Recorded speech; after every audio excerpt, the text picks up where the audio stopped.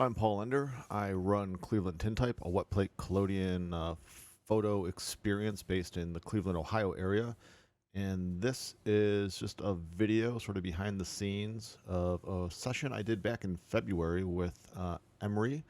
Emery is a local florist who came to me with an idea about wearing some of her floral creations for a series of portraits. So, right there in the beginning, you saw her getting ready. She's still kind of getting set up there in the background. You can see her over top of me pouring what will be our first test plate for the day. I'm using Boston and Sullivan's DG X Plus collodion here. I think this was the first time I used it. That bottle is probably just a couple weeks old. At that point, I've actually now mixed and blended that collodion twice. I'm really happy with it for natural light.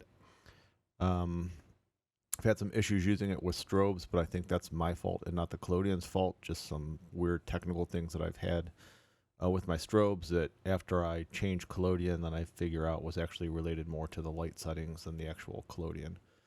So just cleaning some of the drops off the back of that plate. Going to drop it into my silver tank there. I tend to keep my silver tank locked often when it's closed these days. After I had it tip over one time, I figure keeping it locked will keep the silver from spilling everywhere. So here we are doing the first test plate. Just made this little white box studio space for her. So I think we did 4 exposures on this plate with her wearing that headpiece. The weight of that headpiece is going to become a problem as we get through these shoots, and you can even see it probably in this first plate when we take a look at it after it develops. All right, so put the little dark slide back in. So there you go. You can see how blurry her head is. I think these exposures going from the bottom to the top were 2-second swipes. So I think we ended up somewhere around 4 seconds for these. So now she's changed this white sheet, this headpiece. I just have her standing on an apple crate to make her a little bit taller. Sort of going after a Venus de Milo thing here, which has been a series of portraits I've been doing the digital space, my digital photography, as well as with collodion. So 5x7 we moved over to this time. The lens is a 300 millimeter projection lens. It's fairly sharp. I would guess I'm shooting it at around 4.5 or 5.6. So there we are. We're all happy with that first exposure. Back in the dark box, you can see I have my plates engraved. My wife does that for me on our Cricut with a little engraving tool. Really handy way to just put your branding on the back of your plates. Little developer pour. Iron sulfate and acetic acid is my developer recipe. It takes about 6 to 8 seconds to develop. Watching it slowly. There we go. Pour some water. Get it to stop. See, it's still kind of oily looking there, maybe if you look close enough. And I'll just drop it in that tray and swirl it around a bit to get it to look smooth.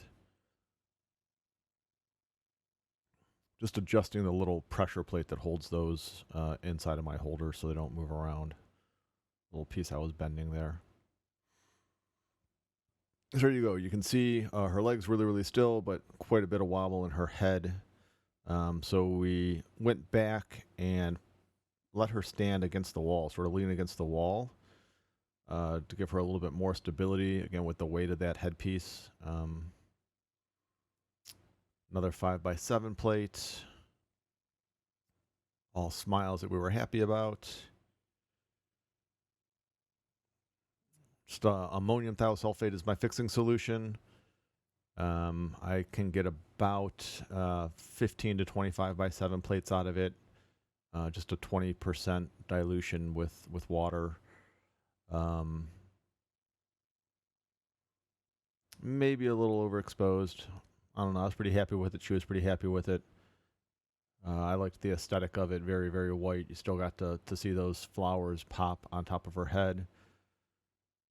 And much more stable up against the wall, although there was still some movement. But it's better. I mean, that's a challenge, right? A 4 or 5 second exposure with a 3 or 4 pound weight on your head, staying still, I think that's a pretty difficult task to pull off. But much better. Pretty happy with that. So now we moved up, let her sit down, obviously. Really exposed her back. I liked the way the vines sort of followed the line of her spine, and sort of framed her eye there closer up on the top. It's a big 8x10 plate. So with the same 300mm lens, it's pretty much the only lens I have.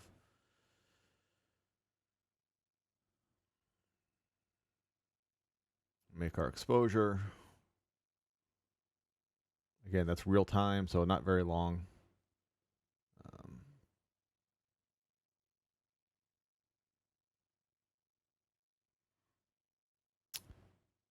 Take this one back and throw it inside the dark box.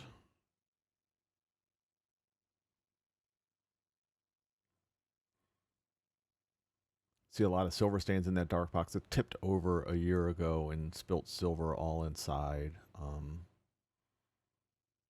Really, really got things messy in there, looking at least. But, you know, that's the process, right?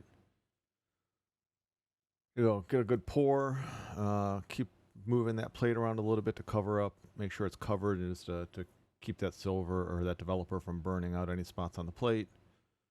Again, 6-7 seconds. Give it a rinse. Drop it into the tray after I do that. Slosh it around a bit.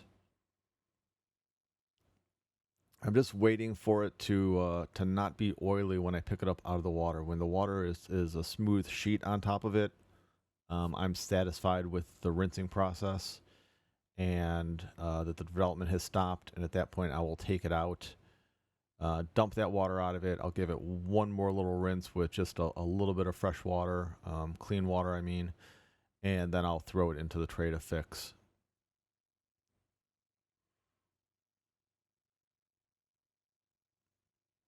So here you go. We'll take a look at it. This was the last plate we shot of the day. You can see Emery's dressed again there. She's wearing pants and not a white sheet. Really, really pleased with this plate. I think I may have kept this plate for myself. I'd have to look in my stack of plates. But love the shadows, the highlight on her side, the whiteness there. Really, really nice, even with the couple of dry spots where the developer missed. Then we also turned her around and did one from the front, a little bit closer. So here I am varnishing that 8x10 plate. I just use UV Photographics Ultra Pale Shellac. Really, really happy with that product. I've been using it now for a couple of years. Get a nice puddle on the plate, and then while you won't see it in this video, you can see my hot plate over there, which is just an old quesadilla maker. I just set them on there and let them cook until I see all the fumes come off, and then I take them off and stand them up and let them dry for another sort of 24 hours, even though I don't think it's necessary, before I sign the back and drop them in envelopes to mail out to folks. So there you go. Thanks for watching.